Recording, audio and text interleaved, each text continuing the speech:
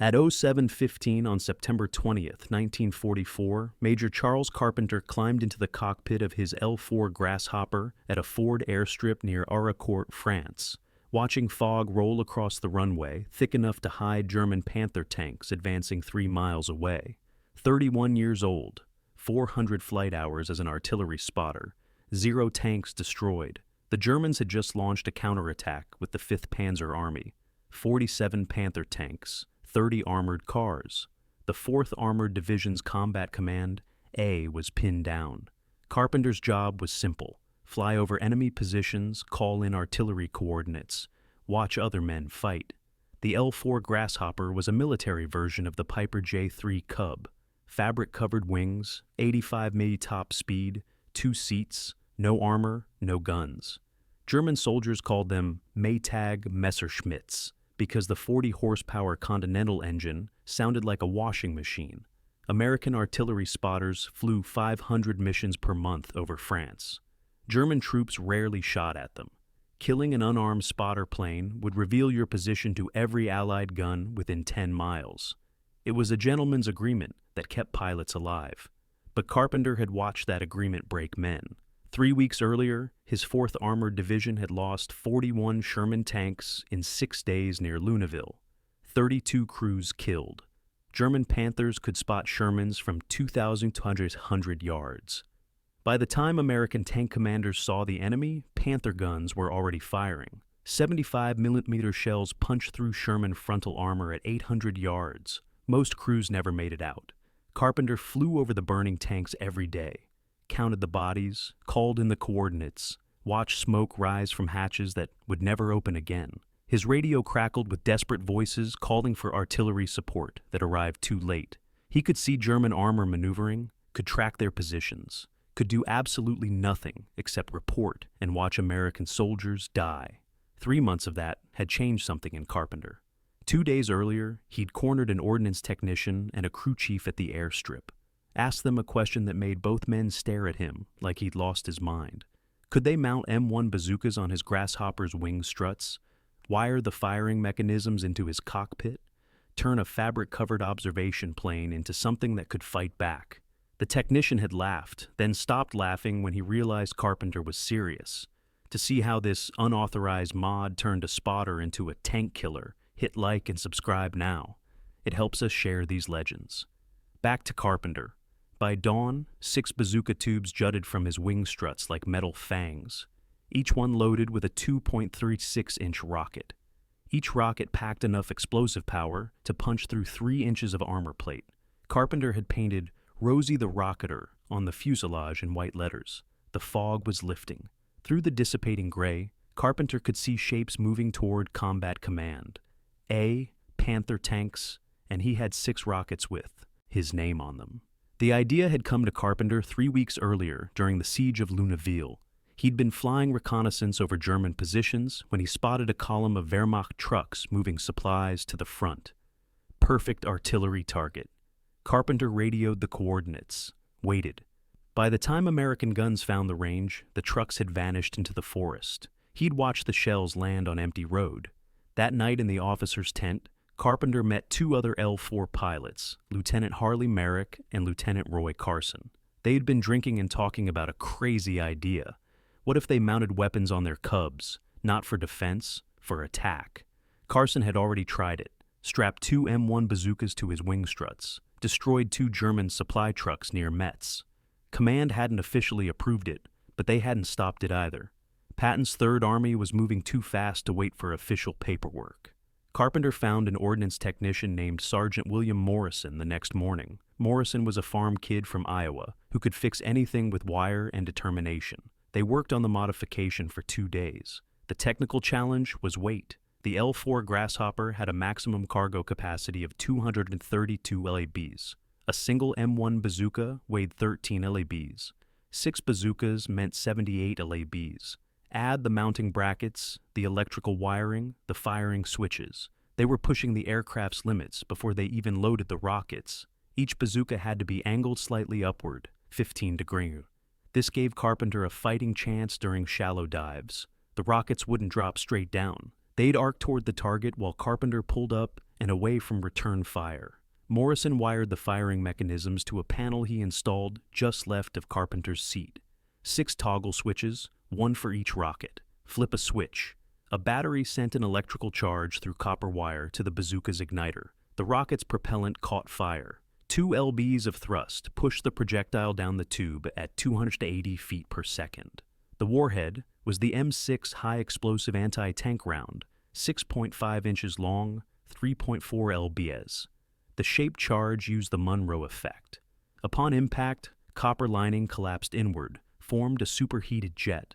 Temperature reached 3,000 degrees, hot enough to punch through steel like butter. But there were problems. German Panther tanks had frontal armor 8 inches thick. The M6 rocket could barely scratch it. Side armor was 3 inches. Still difficult, but the top of a Panther's turret, the engine deck, 40 millimeters, 1.6 inches. The rocket could penetrate that, which meant Carpenter had to attack from above, dive at German tanks, fire his rockets, pull up before German machine guns shredded his fabric-covered wings. Morrison had done the math. At 80 mph in a dive, Carpenter would have maybe 3 seconds to line up his shot, 3 seconds to fire, 3 seconds to pull up before slamming into the ground or flying into a wall of German bullets. The Grasshopper had no armor. 1. Machine gun round through the engine would send Carpenter into an uncontrolled crash.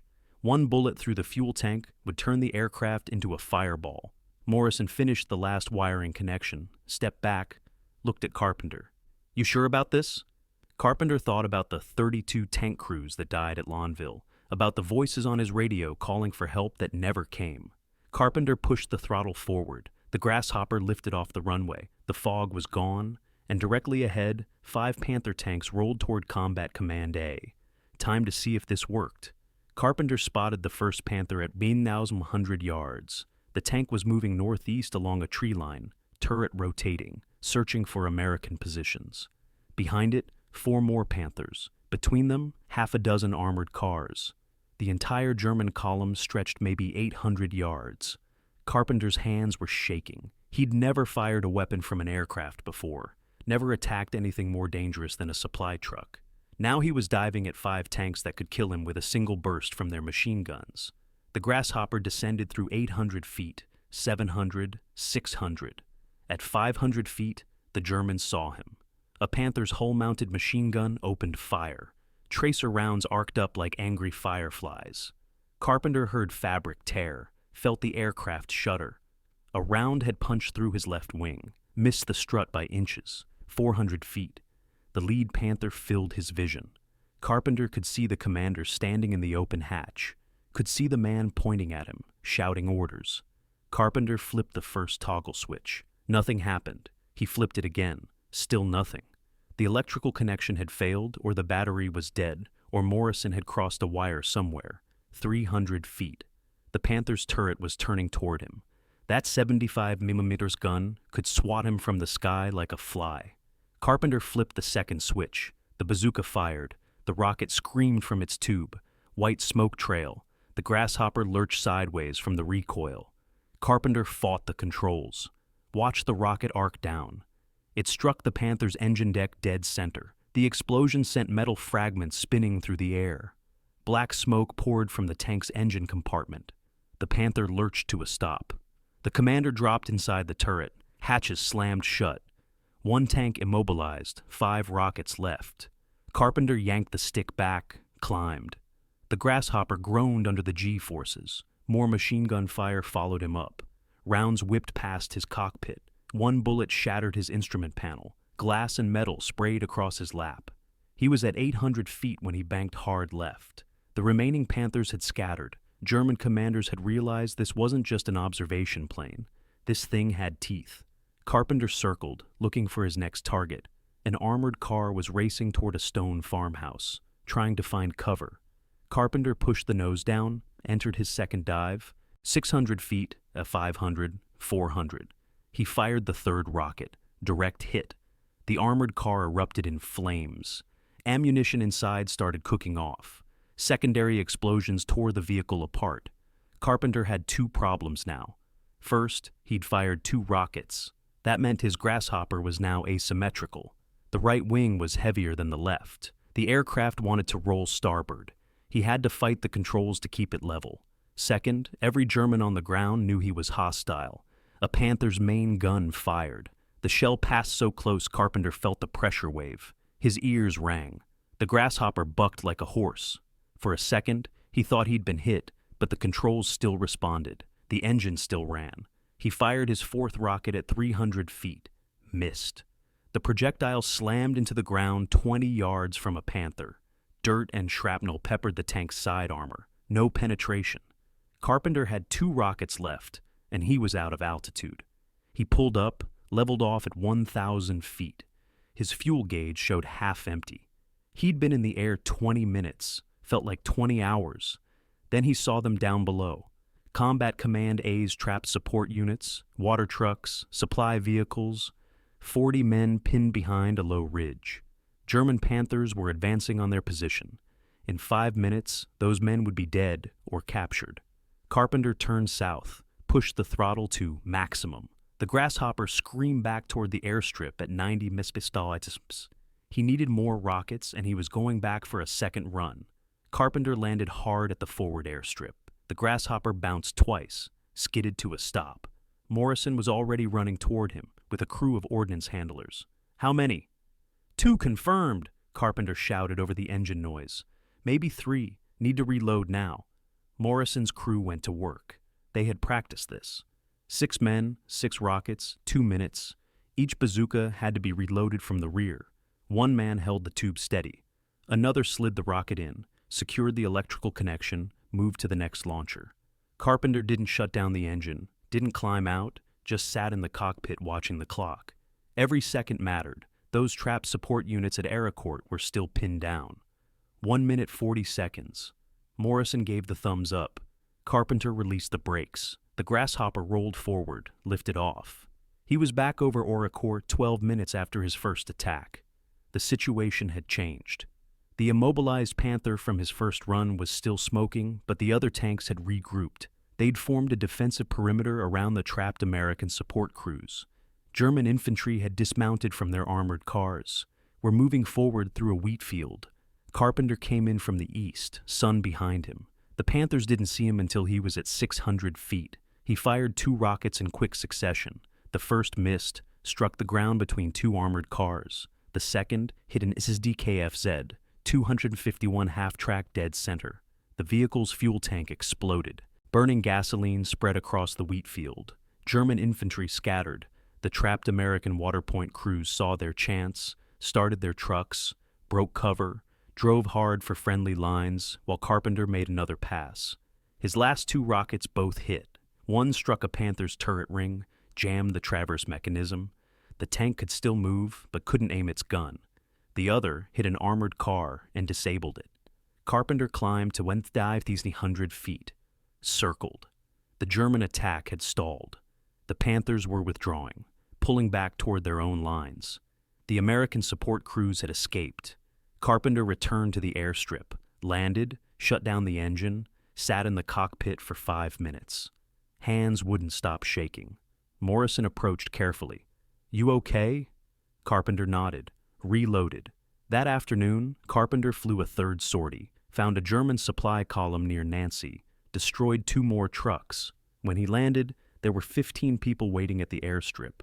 Word had spread. Pilots, ground crews, even a Stars and Stripes correspondent named Wes Gallagher, who'd heard about the crazy major attacking tanks in a Piper Cub. By evening, Major General John Wood, commander of the 4th Armored Division, arrived at the airstrip. Wanted to see this bazooka-equipped Grasshopper himself. Wanted to meet the pilot who just saved 40 men and stopped a German counterattack. Wood asked one question. "Can other pilots do this?" Carpenter said yes, if they're willing to fly low and get shot at. Within a week, 3 more L-4 pilots had bazookas mounted on their aircraft.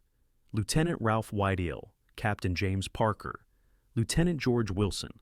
None of them achieved Carpenter's success rate, but they proved the concept worked. A $20,000 observation plane could damage tanks that cost $200,000. The German High Command issued new orders on September 25th. All American liaison aircraft were now priority targets. Cubs with weapons mounted on wing struts were to be shot down on sight. The gentleman's agreement was over, and Carpenter had just painted a target on every L-4 Grasshopper in France. October 3, 1944. A German flak gunner near Metz watched an American L-4 Grasshopper approach at 800 feet. Standard observation plane, harmless. The gunner tracked it through his sights, but held fire. Revealing his position would bring American artillery down on his head within minutes. Then he saw the tubes under the wings. The gunner opened fire. 20mm shells tore through the air. The Grasshopper banked hard, escaped, but the message had been sent. The Luftwaffe intelligence office at Nancy received a report that evening. American liaison aircraft were now armed. Consider all Cubs hostile. German tank commanders started carrying new standing orders. Engage American observation aircraft on site. Use machine guns. Use main guns if necessary. Do not let them get close. Carpenter noticed the change immediately. Before October, German troops ignored his Grasshopper. Now, every machine gun in range opened fire the moment they saw him. Flak batteries that used to hold their positions now tracked him across the sky. Panzer commanders rotated their turrets toward him instead of toward ground targets. On October 5th, a Panther fired its main gun at Carpenter from 900 yards. The shell missed by 30 feet. But the Germans were learning. They'd figured out that a 75mm high explosive shell didn't need a direct hit to destroy a fabric-covered aircraft. The blast wave alone could tear it apart. Carpenter adapted. He started flying lower, 50 feet above the ground, using tree lines for cover, approaching targets from unexpected angles. The Germans expected attacks from above. Carpenter started coming in from the sides from behind ridges. Once he flew down a river valley and popped up behind a German supply depot before anyone saw him coming. He also upgraded his weapons. The M1 bazooka had been adequate against light armor, but German tanks were getting heavier. The new Panther AOSCF-G had improved turret armor. The Tiger II was arriving at the front with armor the M1 rocket couldn't touch. Morrison found a solution. The M9 bazooka, improved version, same weight as the M1, but fired the M6A3 heat rocket, could penetrate 3.9 inches of armor at 30 degrees. More importantly, it was more reliable. The M1's electrical firing system failed 15% of the time.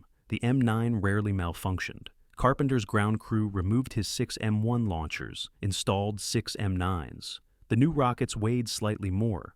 Morrison had to recalculate the weight distribution, add ballast to the tail to keep the aircraft balanced. The modification took 6 hours. By October 10th, Rosie the Rocketer was back in action. Carpenter destroyed 3 German trucks that day, an armored car on the 11th. On October 13th, he caught a Panther with its hatches open, crew standing outside smoking. They didn't hear the Grasshopper until it was 200 yards away. Carpenter fired from 100 feet. The rocket hit the engine deck. The tank erupted in flames. That kill brought his official total to 4 tanks destroyed. Unofficially, crew chiefs and ground observers claimed he'd hit at least 8. Some damaged but still mobile, others abandoned by their crews. The Germans started calling him Die Roy de Meiger, the Mad Major. Radio intercepts picked up warnings. When Panzer commanders spotted an L-4 with underwing weapons, they radioed alerts to nearby units. The small plane with rockets. Avoid if possible. Shoot down if not. Carpenter told the Stars and Stripes reporter that the word must be getting around. Every time I show up now, they shoot with everything they have. They never used to bother Cubs. Bazookas must be bothering them a bit. Then, on October 18th, 4th Armored Division Intelligence received reports of a major German buildup near Arracourt. 40 tanks, maybe 50. The Wehrmacht was preparing a counteroffensive to retake Nancy, and Carpenter was going to be right in the middle. In Yuvit, October 19th, 1944, 05:30 hours. The 4th Armored Division received orders to advance on Chateau Salin. Intelligence reported German armor concentrating along the Ciel River. 43 Panther tanks, 17 Tiger IIs, dozens of armored cars and half-tracks, the largest German formation Patton's Third Army had faced in 6 weeks. General Wood called Carpenter to division headquarters at 0615. I need to know what's waiting for us out there. Roads, bridges, tank positions. Wood paused. And if you see targets of opportunity. Carpenter understood. He wasn't being sent just to observe. He was being sent to attack. At 0700, Carpenter lifted off. 2 other bazooka-equipped grasshoppers followed, Lieutenant Ralph Whitell flying 300 yards to his left. Captain James Parker another 300 yards beyond that. 3 Cubs, 18 rockets total against 60 German armored vehicles. They found the enemy at 0740. German tanks were dug into defensive positions along a ridgeline 2 miles east of Chateau Salins. Hull-down positions, only turrets visible, perfect defensive terrain. An American frontal assault would be suicide, but the Germans had made one mistake. They'd positioned their tanks to face west, watching for American ground forces. They weren't watching the sky. Carpenter circled north, came around behind the ridge, approached from the east with the morning sun at his back. The Germans never saw him until he was at 400 feet directly above their position. He fired all 6 rockets in 15 seconds. 3 hit, 2 Panthers, and a Tiger II. The rockets penetrated the thin top armor. 1 Panther caught fire immediately. The Tiger's engine was disabled. The 3rd tank's turret traverse jammed. Whitell and Parker followed Carpenter down. 18 more rockets, 12 hits total between the 3 aircraft. By the time they climbed away, 7 German tanks were burning or immobilized. Another 4 had taken damage. The German formation broke defensive positions, started withdrawing east toward Moorhangs. Exactly what Wood needed. The defensive line had crumbled before American ground forces even made contact. Carpenter landed at 0830, rearmed, back in the air by 0900. His second sortie found a German supply column, 14 trucks carrying fuel and ammunition for the tanks at Chateau Salins. Carpenter destroyed 4 trucks, set off a chain reaction of explosions that consumed the entire column. 200,000 gallons of fuel, gone. Third sortie at 11:30. A German mobile artillery battery was shelling American positions near Vic-sur-Seille. Carpenter spotted the self-propelled guns from 2 miles away, attacked from the north, destroyed 2 West Bay artillery vehicles. The rest scattered into the forest. By 1500 hours, Carpenter had flown 6 combat sorties, fired 36 rockets. Official count: 4 tanks destroyed, 2 damaged, 6 armored vehicles destroyed, 4 artillery pieces destroyed, 1 supply column eliminated. The 4th Armored Division took Chateau Salins with minimal casualties that afternoon. The German defensive line had collapsed, not because of overwhelming American firepower, but because a history teacher from Illinois kept diving out of the sky in a fabric-covered airplane and blowing up their tanks. That evening, a colonel from 3rd Army headquarters arrived at Carpenter's airstrip.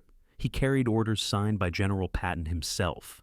The brass wanted to talk about expanding the bazooka program. They wanted Carpenter to train other pilots. They wanted to turn his one-man experiment into standard operating procedure for every liaison aircraft in the European theater. Carpenter had just changed the way America fought the war, and he didn't even know it yet. The media found Carpenter before the Army did. On October 22nd, Wes Gallagher from the Associated Press published the first story. Major fights Nazi tanks in Cub armed with bazookas. The New York Sun picked it up, then Liberty Magazine, Popular Science. By mid-October, newspapers across America were running features about the history teacher from Illinois who was attacking German tanks in a Piper Cub. The Pentagon had a problem. Technically, Carpenter's modification was unauthorized. No regulation permitted mounting bazookas on liaison aircraft. No field manual described the tactics. No training program existed. Carpenter had essentially invented a new form of combat without asking permission. But the results were impossible to ignore. By October 30th, 4th Armored Division records credited bazooka-equipped L-4s with 14 German tanks destroyed or disabled, 27 armored vehicles, 18 supply trucks, 3 artillery positions, all for 0 American aircraft losses. The cost-benefit analysis was staggering. An L-4 Grasshopper cost $20,000. The bazookas and modifications added maybe 2,000 more. A single German Panther tank cost $250,000. A Tiger II cost twice that. Carpenter's aircraft had destroyed more enemy armor than some entire Sherman tank companies. 3rd Army Headquarters issued Technical Bulletin 44-3 on November 6th. Employment of bazookas on L-4 type aircraft. The document outlined mounting procedures, firing techniques, tactical doctrine. Everything Carpenter and Morrison had figured out through trial and error was now official Army policy. 9 more L-4 squadrons received approval to mount bazookas. Not all pilots wanted them. Flying into German machine gun fire in an unarmored aircraft required a particular kind of courage or insanity. The line between the two wasn't always clear, but enough pilots volunteered. By December, 47 bazooka-equipped Grasshoppers were operating across France. They formed what 3rd Army called tactical harassment units. Not powerful enough to replace fighter bombers, but perfect for hitting targets of opportunity. Supply convoys, artillery positions, tanks that strayed from their formations. The Germans adapted, started painting extra machine guns on their tanks specifically to engage aircraft. Positioned flak batteries along, likely, approach routes. Some Panzer units assigned 1 tank in each platoon as dedicated anti-aircraft defense. It didn't matter. The Cubs were too small, too maneuverable, too unexpected. German gunners trained to track Thunderbolts at 300 mm couldn't adjust to targets moving 85 meters. By the time they acquired a Grasshopper in their sights, it had already fired and vanished behind terrain. On December 14th, Major General Wood recommended Carpenter for the Silver Star. The citation read, "For gallantry in action against the enemy." Wood added a personal note. This officer's innovative tactics saved American lives and demonstrated exceptional courage under fire. Carpenter received the medal on January 3, 1945. By then, his official count stood at 6 German tanks destroyed, 2 Tigers, 4 Panthers, making him America's only airborne tank ace. Witness accounts claimed the real number was higher, maybe 14 tanks, maybe more. Battle damage assessment was difficult when you were attacking from 800 feet and pulling up through machine gun fire, but Carpenter never cared about the count. He cared about the men who made it home, because a German tank wasn't there to kill them. In March 1945, Carpenter started feeling sick. Exhaustion, night sweats, weight loss. The flight surgeon ordered him back to a field hospital. The diagnosis came 3 weeks later and changed everything. Hodgkin's disease, cancer of the lymphatic system. The doctors at the field hospital gave Carpenter 2 years to live, maybe less. The disease was aggressive. Treatment options in 1945 were limited. Radiation therapy, experimental drugs, nothing with good odds. Carpenter received an honorable discharge in April 1946. The Army promoted him to lieutenant colonel, gave him his medals, sent him home to Illinois. He walked into Urbana High School in September 1946, asked for his old teaching job back. The principal stared at him. "You're supposed to be dying." Carpenter said he'd rather die teaching than sitting at home waiting. He taught American history for 20 years, never talked much about the war. When students asked about the Silver Star on his classroom wall, he changed the subject. Talked about the Constitution, the Civil War, anything except himself. His daughter Carol later said he believed other men deserved recognition more. The tank crews who fought on the ground, the infantry who took the hills. He'd just been an observer who happened to carry rockets. But the pilots remembered. When Carpenter died on March 22, 1966, 47 former Army aviators attended his funeral, men who'd flown Cubs with bazookas in France, Germany, Italy. Every one of them credited Carpenter with proving it could be done. His L-4 Grasshopper survived the war. The Army left it in Europe as surplus. An Austrian pilot bought it, painted it yellow, flew it for years, never knowing its history, eventually donated it to a museum in Graz, where it sat forgotten in storage. In 2017, researchers at the American Heritage Museum identified the aircraft. Serial number 43-3026, Rosie the Rocketer. They traced its history, verified the records, brought it back to the United States. The restoration took 3 years. Workers stripped decades of paint, found bullet holes in the wings patched with fabric, discovered the original mounting brackets where Morrison had welded the bazooka tubes. Every scar told the story. Today, Rosie the Rocketer hangs in the American Heritage Museum in Hudson, Massachusetts, suspended in mid-attack behind a German Panther tank. 6 replica bazooka tubes mounted on the wing struts. Visitors can stand beneath it. Look up at the fabric-covered wings. Try to imagine flying that thing into combat. The museum placard lists the facts: 6 tanks destroyed, 47 combat sorties, 0 times shot down, America's only airborne tank ace.